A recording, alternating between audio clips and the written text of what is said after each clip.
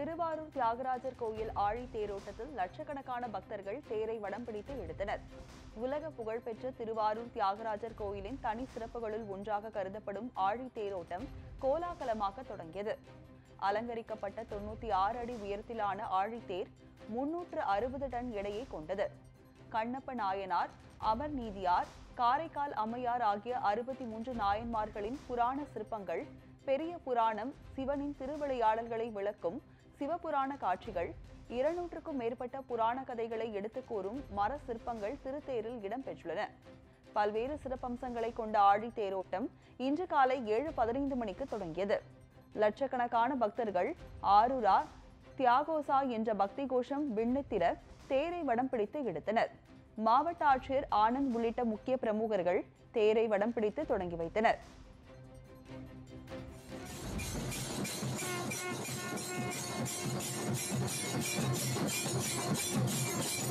கீழ வீதியில் தொடங்கிய தேரோட்டம் தெற்கு வீதி, மேல வீதி, வடக்கு வீதி வழியாக மீண்டும் நிலையடிக்க இரவு 7 மணிக்குள் வந்தடையும். தேர் திருவிழாவையொட்டி பாதுகாப்பு பணியில் 1000க்கும் மேற்பட்ட போலீசார் ஈடுபடுத்தப்பட்டுள்ளனர். மேலும் 4 வீதிகளை சுற்றி கண்காணிப்பு கோபுரங்கள் அமைக்கப்பட்டுள்ளன. கூட்ட நெரிசலில் சிக்கி 2 பக்தர்கள் காயமடைந்தனர். திருச்சி மாவட்டம் சிறுகனூர் அருகே டிராக்டர் மீது அரசு விரைவு பேருந்து மோதிய விபத்தில் 3 பேர் உயிரிழந்தனர். சமயபுரம் மாரியம்மன் கோயிலில் நடைபெறும் பூச்செறிதல் விழாவில் பங்கேற்பதற்காக சிறுகனூரை சேர்ந்த 15க்கும் மேற்பட்டோர் இன்று அதிகாலை டிராக்டரில் சென்று கொண்டிருந்தனர். திண்டுக்கல்லில் இருந்து சென்னை நோக்கி சென்ற அரசு விரைவு பேருந்து டிராக்டர் மீது மோதியது. இதில் டிராக்டரில் பயணித்த ஜான்சன், கவியரசு, முத்துச்செல்வன் ஆகியோர் சம்பவ இடத்திலேயே உயிரிழந்தனர். தகவல் அறிந்து வந்த போலீசார் சடலங்களை மீட்டு பிரேத பரிசோதனைக்காக அரசு மருத்துவமனைக்கு அனுப்பி வைத்தனர். இச்சம்பவத்தில் படுகாயமடைந்த 10க்கும் மேற்பட்டோருக்கு தீவிர சிகிச்சை அளிக்கப்பட்டு வருகிறது. வண்டலூர் அருகே லாரி மீது அரசு பேருந்து மோதிய விபத்தில் 25 பயணிகள் காயமடைந்தனர். விளாத்திக்குளத்தில் இருந்து சென்னைக்கு இன்று காலை அரசு பேருந்து வந்து கொண்டிருந்தது. காஞ்சிபுரம் மாவட்டம் வண்டலூர் அருகே வந்தபோது சாலையோரம் நின்று கொண்டிருந்த லாரி மீது பேருந்து மோதியது. இதில் பேருந்து ஓட்டுநர் உட்பட 25 பேர் படுகாயமடைந்தனர். தகவல் அறிந்து வந்த போலீசார் படுகாயமடைந்தவர்களை மீட்டு சிகிச்சைக்காக மருத்துவமனையில் சேர்த்தனர். பேருந்து ஓட்டுநரின் கவனக்குறைவே இவ்விபத்துக்கு காரணம் என விசாரணையில் தெரிய வந்துள்ளது.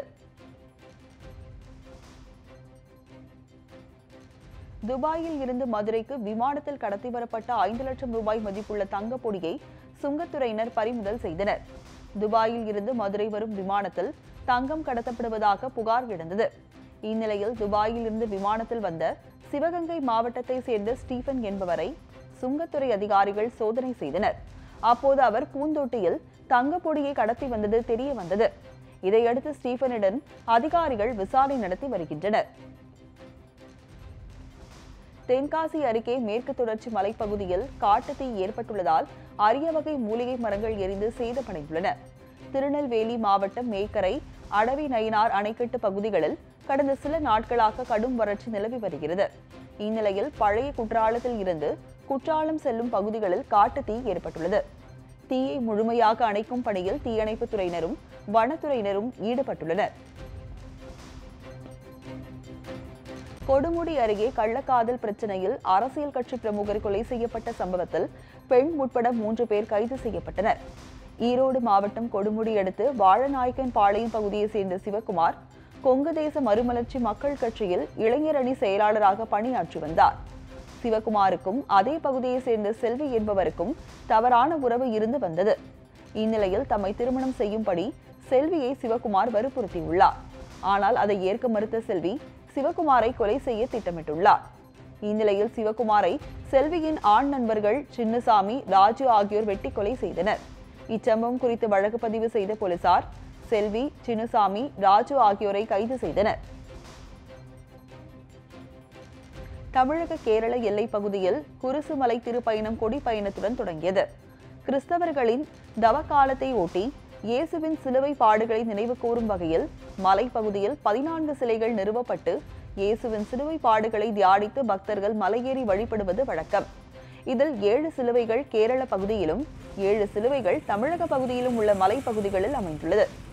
இந்த ஆண்டுக்கான 62வது குருசுமலை திருப்பயணம் கேரள எல்லையான வெள்ளரடை அருகே இருந்து 1 கிலோமீட்டர் நீளம் கொண்ட திருக்கொடியை ஏராளமானோர் கைகளில் ஏந்தி ஊர்வலமாக குருசுமலைக்கு எடுத்து சென்றனர். ஊர்வலத்தில் பல்வேறு வகையான அலங்கார ஊர்த்திகள், மேளதாளங்கள் முழங்க இயேசுவின் வேடமணிந்து சிலுவையை சுமந்தபடியும் பல்வேறு கலை நிகழ்ச்சிகள் நடைபெற்றன. துரைமுருகன் மிகவும் துடிப்பாக உள்ளதால் அவரை மிரட்டி பார்க்க வருமான வரி சோதனை நடத்தப்பட்டுள்ளது என்று முன்னாள் அமைச்சர் ராஜகண்ணப்பன் தெரிவித்துள்ளார். ராணிப்பேட்டையில் அரக்கோணம் நாடாளுமன்ற தொகுதி திமுக வேட்பாளர் ஜெகத் ரக்ஷனை ஆதரித்து பிரச்சாரம் செய்த அவர், ஆர்கே நகர் தேர்தலில் நோட்டாவை விட குறைவான வாக்குகளை பெற்ற பாஜகவுக்கு தமிழகத்தில் செல்வாக்கு இல்லை என்று குறிப்பிட்டார். திராவிட உணர்வுள்ளவர்கள் இணைந்து செயல்படுவோம் என்று கூறிய அவர், தேர்தல் ஆணையம் நேர்மையாக செயல்பட்டிருக்க வேண்டும் என்றும் கூறினார். முதல்வர் பழனிசாமியும் அமைச்சர் தங்கமணியும் தமிழகத்தை பிரதமர் மோடியிடம் அடகு வைத்துவிட்டதாக அம்மா மக்கள் முன்னேற்ற கழகத்தின் துணை பொதுச் செயலாளர் டிடிவி தினகரன் விமர்சித்துள்ளார். நாமக்கல் மாவட்டம் திருச்செங்கோட்டில் நாமக்கல் மக்களவைத் தொகுதி அமமுக வேட்பாளர் சாமிநாதனை ஆதரித்து டிடிவி தினகரன் பரப்புரை மேற்கொண்டார். அப்போது பேசிய அவர், தமிழகத்தில் நடைபெற்றுக் கொண்டிருக்கும் ஆட்சி கல்லாப்பெட்டி ஆட்சி என்றும், எம்ஜிஆர் தோற்றுவித்து ஜெயலலிதா கட்டிக்காத்த அதிமுக இயக்கம் டெல்லியில் அடகு வைக்கப்பட்டு விட்டது எனவும் குற்றம் சாட்டினார். தமிழகத்தில் ஆண்ட கட்சியையும் தற்போது ஆளும் கட்சியையும் மக்கள் வெறுப்பதாக தென்சென்னை மக்களவைத் தொகுதி அமமுக வேட்பாளர் இசக்கி சுப்பையா தெரிவித்துள்ளார். சென்னை அடையாறு, திருவான்மியூர் பகுதிகளில் மக்களிடம் வாக்கு சேகரித்த அவர் பின்னர் செய்தியாளர்களிடம் பேசினார். அப்போது தென்சென்னை தொகுதியில் தண்ணீர் பிரச்சனையை தீர்க்க தம்மிடம் திட்டம் உள்ளதாக கூறினார். தமிழகத்தில் உள்ள தலைவர்களில் டிடிவி தினகரனை தான் மக்கள் அதிகம் விரும்புவதாகவும் தெரிவித்தார். கோவையில் சிறுமியை பாலியல் வன்கொடுமை செய்து கொன்ற வழக்கில் கைது செய்யப்பட்ட சந்தோஷ்குமாரை ஏப்ரல் 15ஆம் தேதி வரை நீதிமன்ற காவலில் வைக்க நீதிபதி உத்தரவிட்டுள்ளார். கோவை பன்னிமடை பகுதியைச் சேர்ந்த 6 வயது சிறுமி கடந்த 26ஆம் தேதி வீட்டின் அருகே கொலை செய்யப்பட்டு கிடந்தார். விசாரணையில் அவர் பாலியல் வன்கொடுமை செய்யப்பட்டு கொலை செய்யப்பட்டது தெரியவந்தது. இவ்வழக்கில் சிறுமியின் பக்கத்து வீட்டை சேர்ந்த சந்தோஷ்குமாரை போலீசார் நேற்று கைது செய்தனர். அதனைத் தொடர்ந்து இன்று அதிகாலை மகளிர் நீதிமன்ற நீதிபதி ஸ்ரீதேவியின் வீட்டில் சந்தோஷ்குமார் ஆஜர்படுத்தப்பட்டார். அவரை வரும் 15ஆம் தேதி வரை நீதிமன்ற காவலில் வைக்க நீதிபதி உத்தரவிட்டதைத் தொடர்ந்து கோவை மத்திய சிறையில் சந்தோஷ்குமார் அடைக்கப்பட்டார். 2004ஆம் ஆண்டு மக்களவைத் தேர்தலில் திமுக கூட்டணி 40 இடங்களிலும் வெற்றி பெற்றது போன்று தற்போதும் அமோக வெற்றி பெறும் என இந்திய கம்யூனிஸ்ட் மாநில செயலாளர் முத்தரசன் தெரிவித்துள்ளார். சிதம்பரம் தொகுதியில் போட்டியிடும் விடுதலை சிறுத்தைகள் கட்சித் தலைவரும் வேட்பாளருமான தொல் திருமாவளவனை ஆதரித்து இந்திய கம்யூனிஸ்ட் கட்சி சார்பில் பிரச்சார பொதுக்கூட்டம் நடைபெற்றது. இதில் பங்கேற்று பேசிய இந்திய கம்யூனிஸ்ட் கட்சியின் மாநில செயலாளர் முத்தரசன், தனி மனிதனுக்கு பாதுகாப்பில்லாத நிலையை உள்ளதாக கூறினார். ஆளும் கட்சிக்கு ஏற்பட்டுள்ள தேர்தல் பயத்தின் காரணமாகத்தான் திமுக பொருளாளர் துரைமுருகன் வீட்டில் வருமான வரித்துறையினை சோதனை நடத்தியதாக தெரிவித்த முத்தரசன், எத்தனை சோதனைகள் நடைபெற்றாலும் திமுக கூட்டணி வெற்றி பெறும் என கூறினார். கோடிக்கணக்கான ரூபாய் பணம் வாங்கிக் கொண்டு அதிமுகவுக்கு துரோகம் செய்துவிட்டு சென்றவர்தான் சாத்தூர் சட்டமன்ற தொகுதிக்கான அமமுக வேட்பாளர் சுப்பிரமணி என்று அமைச்சர் ராஜேந்திர பாலாஜி குற்றம் சாட்டியுள்ளார். விருதுநகர் மாவட்டம் சாத்தூர் தொகுதி இடைத்தேர்தலில் போட்டியிடும் அதிமுக வேட்பாளர் ராஜவர்மனை ஆதரித்து மேட்டுவடகரை, ரெட்டியப்பட்டி பகுதிகளில் ராஜேந்திர பாலாஜி பிரச்சாரம் செய்தார். அப்போது பேசிய அவர், திமுக வேட்பாளர் வெளி மாநிலத்தில் தொழில் செய்வதால் அவருக்கு தொகுதி மக்களின் மனநிலை தெரியாது என்று கூறினார். பாஜகவின் தலையீட்டால் தான் பதிவு செய்யப்படாத டிடிவி தினகரன் கட்சிக்கு அனைத்து தொகுதிக்கும் பொது சின்னத்தை வழங்கப்பட்டுள்ளதாக மனிதநேய மக்கள் கட்சியின் மாநில தலைவர் ஜவாஹிருல்லா குற்றம் சாட்டியுள்ளார். திருவாரூரில் திமுக தலைமையிலான மதசார்பற்ற முற்போக்கு கூட்டணியின் சார்பில் திருவாரூர் வேட்பாளர் பூண்டி கலைவாணன், நாகை நாடாளுமன்ற வேட்பாளர் செல்வராசு ஆகியோரை ஆதரித்து மனிதநேய மக்கள் கட்சியின் செயல் வீரர்கள் கூட்டம் நடைபெற்றது. இக்கூட்டத்தில் பேசிய அக்கட்சியின் மாநில தலைவர் ஜவாஹிருல்லா, தோல்வி பயம் காரணமாகவே திமுக பொருளாளர் துரைமுருகன் வீட்டிலும் அலுவலகத்திலும் வருமான வரி சோதனை நடத்தியதாக கூறினார். பதிவு செய்யப்படாத டிடிவி தினகரன் கட்சிக்கு அனைத்து தொகுதிக்கும் பொது சின்னத்தை வழங்கியதன் பின்னணியில் பாஜக உள்ளதாகவும் ஜவாஹிருல்லா குற்றம் சாட்டினார். தமிழக மக்கள் விரும்பாத எந்த திட்டமும் தமிழகத்திற்கு வராது என்று தூத்துக்குடி மக்களவை தொகுதி அமமுக வேட்பாளர் புவனேஸ்வரன் தெரிவித்துள்ளார். விளாத்திக்குளம் மீனாட்சி அம்மன் கோயிலில் தூத்துக்குடி மக்களவை தொகுதி அமமுக வேட்பாளர் புவனேஸ்வரன், விளாத்திக்குளம் சட்டமன்ற தொகுதி அமமுக வேட்பாளர் ஜோதிமணி ஆகியோர் வழிபாடு மேற்கொண்டனர். பின்னர் செய்தியாளர்களிடம் பேசிய புவனேஸ்வரன், மக்களவை தேர்தலில் பரிசு பெட்டகம் சின்னத்தில் போட்டியிடும் தங்களுக்கு தமிழக மக்கள் வெற்றி பரிசு அளிப்பார்கள் என்று கூறினார். தேனி மக்களவை தொகுதி அதிமுக வேட்பாளர் ரவீந்திரநாத் குமாரை ஆதரித்து கூட்டணி கட்சி நிர்வாகிகள் வாக்கு சேகரிப்பில் ஈடுபட்டனர். அதிமுக தொண்டர்கள், பெண்கள் உள்ளிட்டோர் அவர்களுக்கு உற்சாக வரவேற்பு அளித்தனர். பெரியகுளம் சட்டமன்ற இடைத்தேர்தல் வேட்பாளர் எம். மயில்வேலை ஆதரித்தும் மக்களிடம் வாக்கு சேகரித்தனர். இதேபோன்று பெரியகுளம் தொகுதி இடைத்தேர்தல் திமுக வேட்பாளர் சரவணகுமார், ஜி. கல்லுப்பட்டி, தேவதானப்பட்டி உள்ளிட்ட பகுதிகளில் மக்களை சந்தித்து வாக்கு சேகரித்தார். முதல்வரை மண்புழு என விமர்சிக்கும் ஸ்டாலின் ஒரு விஷச்செடி என உள்ளாட்சித்துறை அமைச்சர் வேலுமணி விமர்சித்துள்ளார். கோவை மாவட்டம் பொள்ளாச்சி அருகே அதிமுக செயல் வீரர்கள் கூட்டம் நடைபெற்றது. இதில் சட்டப்பேரவை துணை சபாநாயகர் பொள்ளாச்சி ஜெயராமன், உள்ளாட்சித்துறை அமைச்சர் வேலுமணி ஆகியோர் கலந்து கொண்டனர். கூட்டத்தில் பேசிய வேலுமணி, திமுக காங்கிரஸ் கூட்டணி தமிழகத்திற்கு துரோகம் இழைத்தது என்றும், காவிரி, கச்சத்தீவு என எந்த பிரச்சனையையும் தீர்த்து வைக்கவில்லை எனவும் குற்றம் சாட்டினார்.